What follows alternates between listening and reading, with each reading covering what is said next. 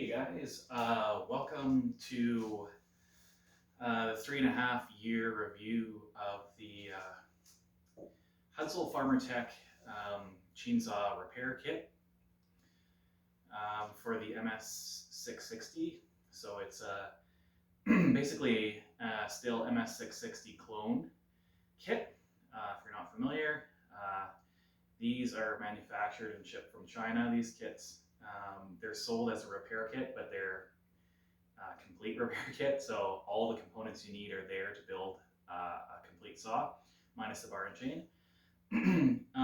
They come in a couple different varieties: big bore, a full wrap, 3/4 wrap. So this saw I put together 3.5 years ago, and I've used it on and off since then. So it was built in June of 2018. It's now November of 2021. This saw I put together on my own in my shop, kind of in an evening sort of thing. I didn't have any chainsaw mechanical experience at that time. And this has been a really great tool for me to learn a bunch about two-stroke engines, and yeah, it's kind of been a good tool that way.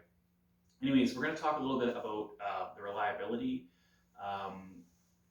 over those 3.5 years, the kind of things I've been able to do with it, and some of the things that I've changed out over time. Since I built this one, I've helped two other buddies build them also, a 660 and a 038, also from Farmertec. Done a lot of milling with this one. My pal and I bought a 5.5 foot bar for the other 660, and we've done some pretty good sized slabs with that one too, maybe some 5 foot by 12 foot maple, and lots of milling with this particular saw though. So parts that I replaced right off the bat when I was building this, I watched a lot of videos from a Fleet Command and a couple other guys at the time in 2018, and there were a couple things that off the bat I changed.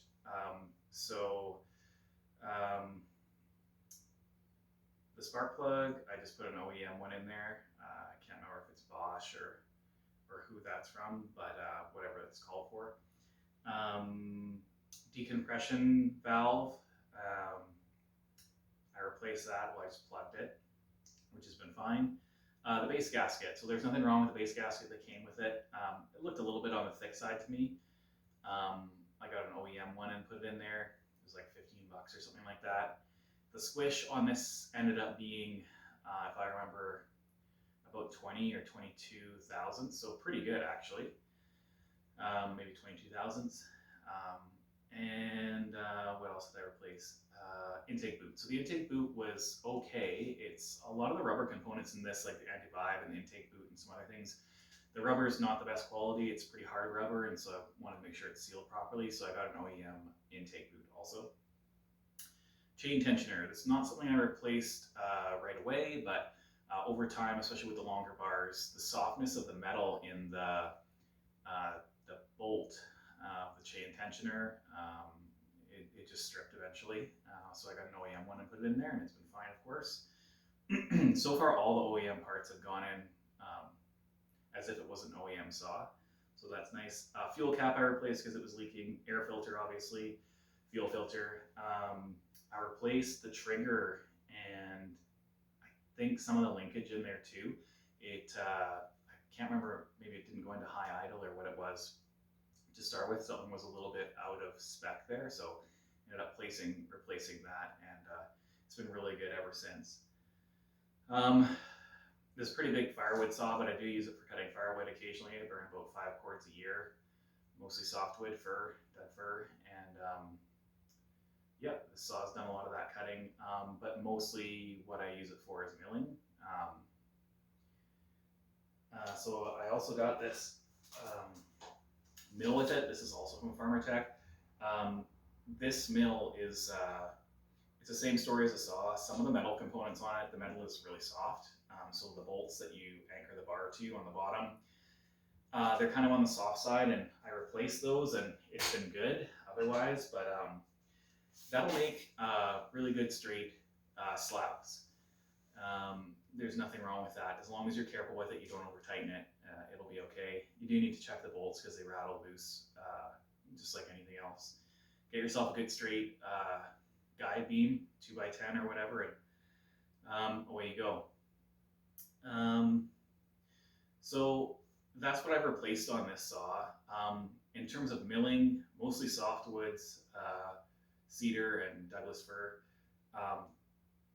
Many hundreds of linear feet milled with this saw. On a Saturday I would go out and cut between 10 and 15 slabs. They were all 10 feet long, and they would vary between 18 and, I don't know, maybe 30 inches, not 3 feet, because you can't quite cut 3 feet with a 36-inch bar, but something like that. Lots of wood. And at that time, when I was doing a lot of the milling, I was running 32-to-1, always still mix oil. I was running it really rich on the oil because, of course, you don't really know about the bearings, and that seemed to work pretty well. It was pretty smoky, obviously, but then I stepped it up to 40 over the years, and then eventually I run pretty much 50-to-1, same with my other stuff, so just a little bit simpler that way, and it's been good. The saw starts really easily. There's no decomp on it. There's a lot of compression. It's a big saw, but it starts just as easily as my OEM saws, sometimes better.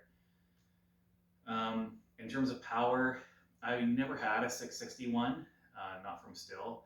When I used to do work in the arboriculture industry, the company had a 390, a Husky 390, which is a couple cc's smaller. It's the same class of saw as the 660. That saw had a lot of time on it. I couldn't say that one was any faster than the other or pulled any harder. This one would hang right with it, I think. Now that being said, in no way are these kits direct replacements for the OEM equivalent. So I'm talking about the Husky 390 and the Still 660, now 661. These are great saws. The parts that come on them, you have to watch them because their quality control is not the best, and things vary sometimes. Hopefully the kits are getting better over time. They're getting more refined, but you do have to watch them a little bit, and the durability is not the same. So you're not getting the same quality as you would from Still. If this is your tool that you make money with, you're a commercial faller, you're an arborist, you already know that you want the real thing. It's just not worth the downtime and stuff like that. If you're a homeowner or maybe a landowner or something, you've already got a saw, or you just want a big saw, you want to do some milling or something like that. If you have time to tinker with it and work out all the little bugs and fix stuff that breaks on it, by all means, it might be a good choice for you.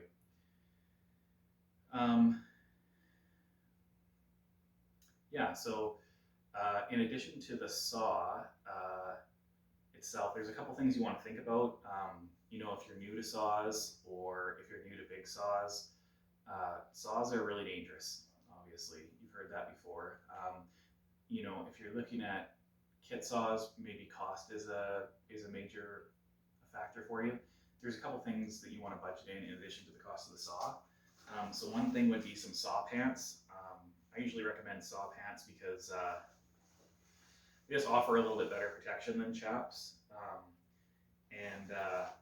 With chaps, they've got these buckles on the back and stuff, and they're obviously open on the side, so they catch on stuff. And by all means, chaps they'll protect you.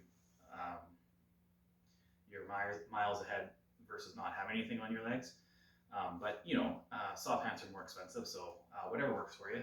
Heavy boots, you want to make sure you have work boots. These are Vibergs. They're corked. They definitely don't, you don't need corked boots, but a heavy boot is really key. A saw like that will chew through your boot in a second. Steel toe boots are a good idea.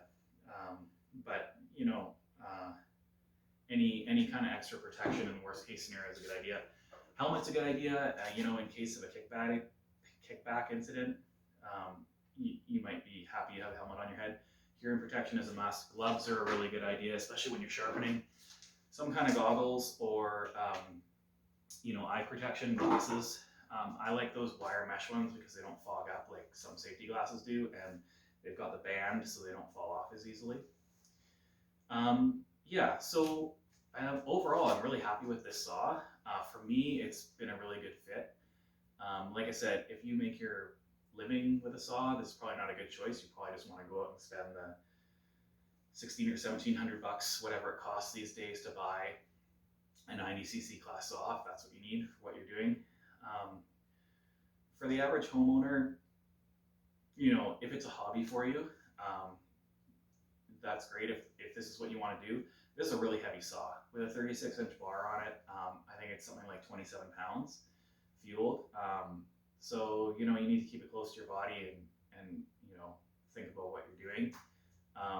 If you're just going out and doing storm cleanup or something, or you cut the occasional bit of firewood, might not be a great choice. You can run a long bar on them, like I said, like a 5.5 foot bar, but a 28 or a 32 or a 36, and you don't have to bend over. But that's a heavy saw to be carrying around all the time. And if you don't need to, a 50 or 60cc saw will do you just as well, cutting firewood occasionally or whatever. But really, I had a lot of fun building this saw. I did a lot of research online through YouTube, if I can call that research. And, I developed a hobby from building this saw and, working on other people's saws, friends of mine. And it got me into herbiculture, which I worked in for a little bit, and I learned a lot of new skills that way. So it was a bit of a gateway for me. And I've really enjoyed owning this saw. It does have little niggles and stuff that you need to work out. So like I said, if time is money and it's your business, you want the real thing.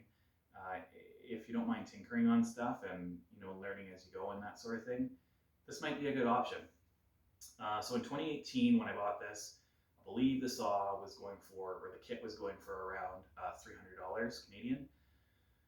No bar and chain. So bar and chain, you're probably looking at 200 bucks for a bigger bar like that and chain. And so there's 500 bucks. And maybe another 100 bucks or a little bit more for all the different stuff that I added. So, just a second. You want to go in? Okay.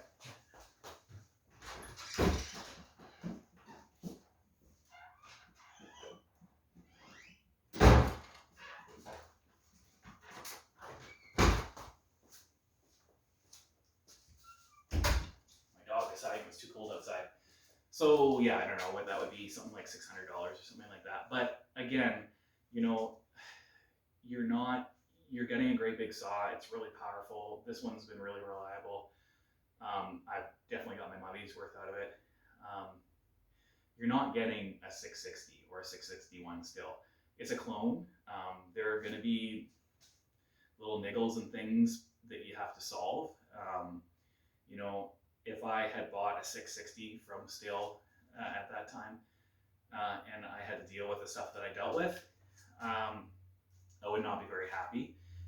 Being what it is, yeah, I'm pretty pleased with it.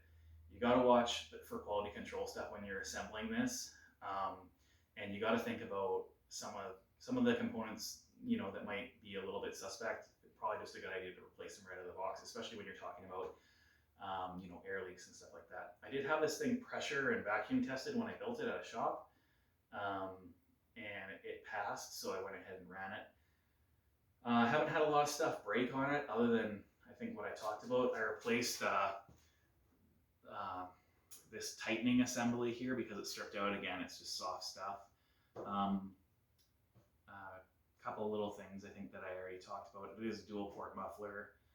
The inside dog ended up stripping out the bolts on that, and so that's gone. Not too much else, not too many other issues in the 3.5 years, so it's been pretty good that way. One thing I wanted to touch on too was if you are new to saws, in addition to the PPE and the saw itself, you want to think about chain maintenance. So you will want to have a T27 for assembly and general maintenance. You can get those from Farmertec, and also a scrunch with a flat head and your spark plug remover, and also for taking the nuts off the bar cover. Flat file, a still, full-size 3/8, 13/64 file, and then a flat file, and you should be good to go. But that's pretty much it. So like I said, I thought this video was worth making because there's a lot of videos about guys either buying the assembled ones, the blue ones, I guess, or building these kits. They've been out for, I don't know, 4 or 5 years, something like that.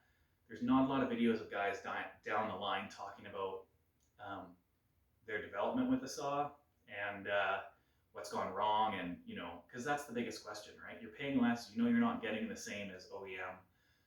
What are you getting, and how does that shake out long term? So, like I said, I did change some things right off the bat. The saw's been really good. I cut a lot of firewood with it. I've done a tremendous amount of milling with it. I did use quite a rich oil mix with it, which I'm sure helped. Change the spark plugs pretty regularly because of that. Lots of oil in there, so the thing oils pretty well, the bar. A 36 it oils fine, I think. When I'm milling, I do add a little bit directly onto the bar just because it's pretty hard on it, those sustained cuts. But that's about it. So to sum it up, would I recommend it? Yes, depending on what your application is. If this is a tool that you make your living with, absolutely not.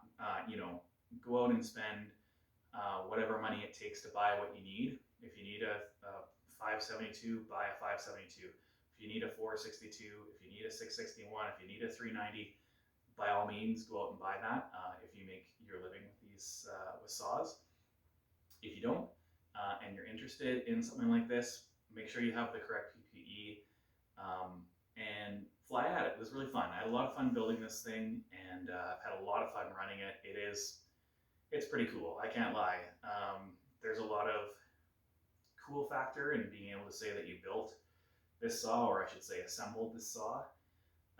And it's cool, it runs and it does what it's supposed to do, so I'm pretty pleased with it. And yeah, I hope this gives you a little bit of a sense of what's involved in terms of taking one of these saws on and getting a runner out of it. Yeah, and thanks for watching.